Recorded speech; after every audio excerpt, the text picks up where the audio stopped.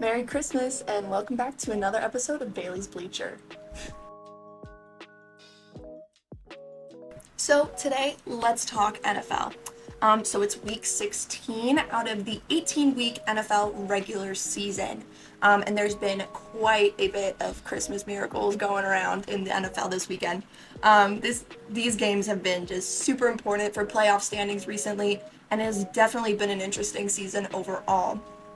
So we're going to start with the Christmas games first that are happening today, and then we're going to work our way back throughout the weekend.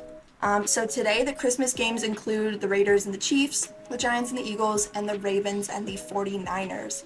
So, in the Raiders-Chiefs game, it was honestly shocking. It was a very exciting game. So the Raiders opened up scoring in the first quarter with a field goal, and then in the second quarter, the Chiefs scored a touchdown. But then, the Raiders scored 2 touchdowns in 7 seconds on defense.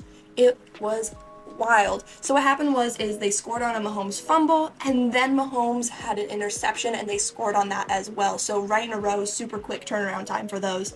So then in the third quarter, the Raiders got a field goal with less than a minute left in that quarter.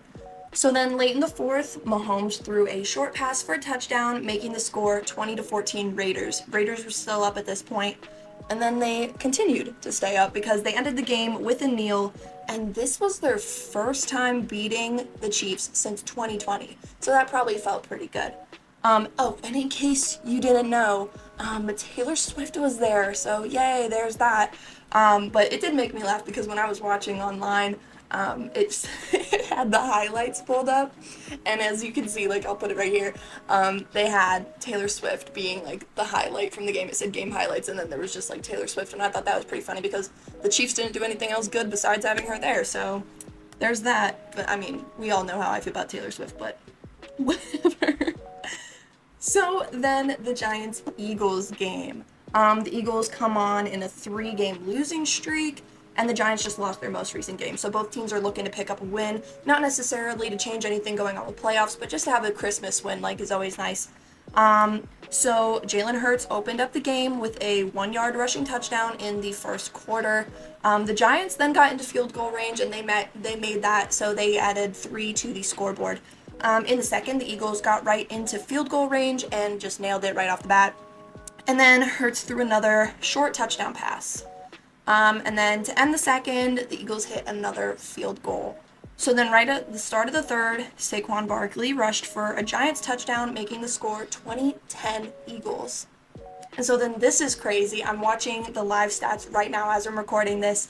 Jalen Hurts, with 7 seconds left, was intercepted, and it was returned by Adoree Jackson for 76 yards for a touchdown for the Giants. So now the score is 18-20 going into the fourth. So this is going to be really interesting to keep an eye on. So yeah, there was a Giants interception that turned into a touchdown to end the third. And then in the fourth, DeAndre Smith scored for the Eagles. And then the Eagles made a 44-yard field goal.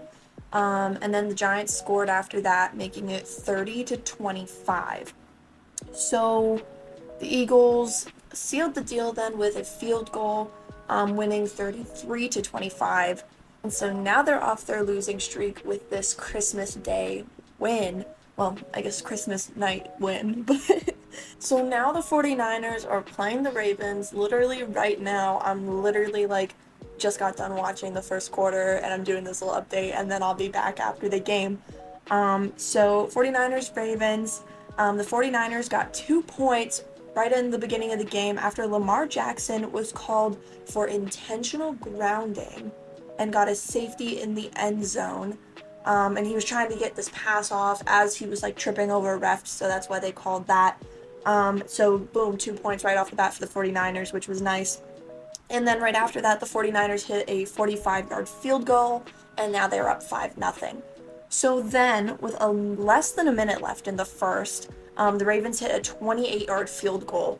And I've also just realized, like, this whole time, I just keep saying, like, the team's name when they're, like, doing a field goal or something. So I'm sorry to all the kickers out there that I'm not mentioning. I always forget that. And I'll probably continue to forget that. So Yeah. Guys, this game just got pretty exciting. It is halftime right now.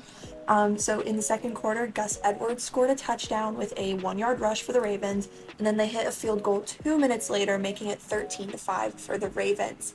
A few minutes later, 49ers, Christian McCaffrey rushed for 9 yards, making it 13-12. So we're literally going into halftime with a 1 point difference. The Ravens are only up by 1, so it'll be a very exciting second half. But another quick halftime stat, the 49ers, Brock Purdy, the quarterback, threw 3 interceptions so far. So, in a close game, that's always really tough because that could be the difference with a lot of scoring. So we'll see how that goes. But I decided that I'm going to give you an update on the rest of that game tomorrow because it's 10 o'clock at night.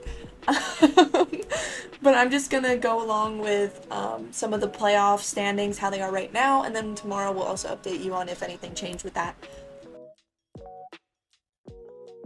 So then, working our way backwards, let's start with Saturday and then go into Sunday's games.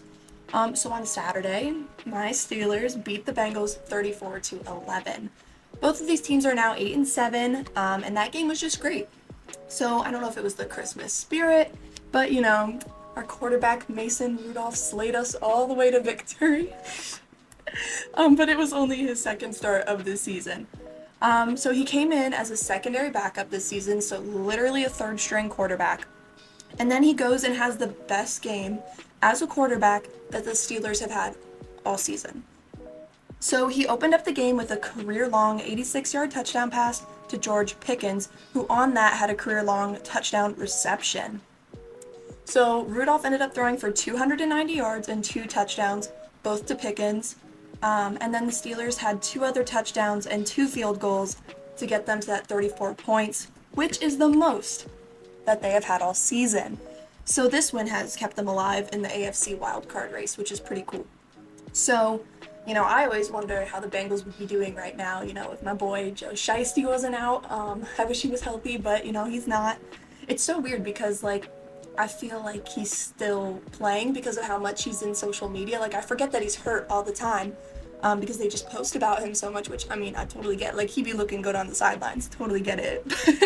Anyway, yeah, I keep forgetting he's injured, but the only other Saturday game then was between the Bills and the Chargers, and the Bills won by 2 with a score of 24-22. Josh Allen passed for 237 yards, James Cook rushed for 70 yards, and Gabe Davis had 130 receiving yards. They won by a touchdown late in the fourth, which was also a pretty exciting game. So then Sunday, we had some more close games with the Packers beating the Panthers 33-30. The Jets beat the Commanders 30-28. The Seahawks beat the Titans 20-17. Then the Patriots won 26-23 over the Broncos. And then finally the Dolphins won 22-20 over the Cowboys. So a lot of really close scores in those games. Then we also had some blowouts, I'm going to call it.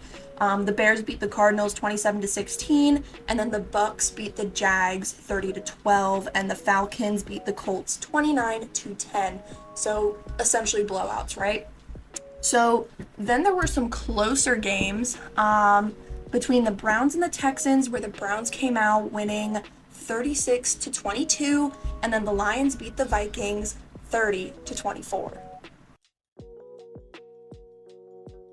Alright guys, so let's get into some quick notes. So some of the highlights from Sunday: Baker Mayfield went 26 of 35 in passing with 283 yards and 2 touchdowns in the Bucks win. Then the Seahawks quarterback Geno Smith led a 14-play, 75-yard touchdown drive in the final 3 minutes of the game to beat the Titans after being down 13-17. Then the Browns wide receiver Amari Cooper had a record-breaking 265-yard performance. He had 11 catches and 2 touchdowns. He broke the Browns' single-game record for receiving yards. Then he also became the first Browns player to have back-to-back 1,000-yard seasons, and he joined Hall of Famer Terrell Owens as the only players in NFL history to have 200-plus receiving yard games with 3 different franchises, and that is all according to NFL.com. Also, the Lions clinched their first division title since 1993. I wasn't even a thought yet. Like, there was no conception of Baylee Gators at that time. So that's all I have for quick notes. So, playoffs. Only two AFC playoff spots are taken, and that's the Ravens and the Dolphins. That's leaving five more up for grabs. In the NFC, the 49ers, Lions, Eagles, and the Cowboys are in with three spots remaining. So, completely eliminated from the playoffs are the Patriots, Chargers, Titans, Jets, Panthers, Cardinals, and the Commanders. So I want to know what your Super Bowl predictions are. I know like we're talking playoffs right now, but like who do you think is going to be in the Super Bowl matchup? I'm thinking it's going to be 49ers Ravens matchup again. It's a pretty popular prediction from what I've been seeing. Another possibility is the Dolphins, some people are saying. So I don't really know. We'll see. But what do you guys think? Let me know. This has been another episode of Baylee's Bleacher. Tune in tomorrow when we finish talking about the NFL, and then tune in next time when we talk about more sports.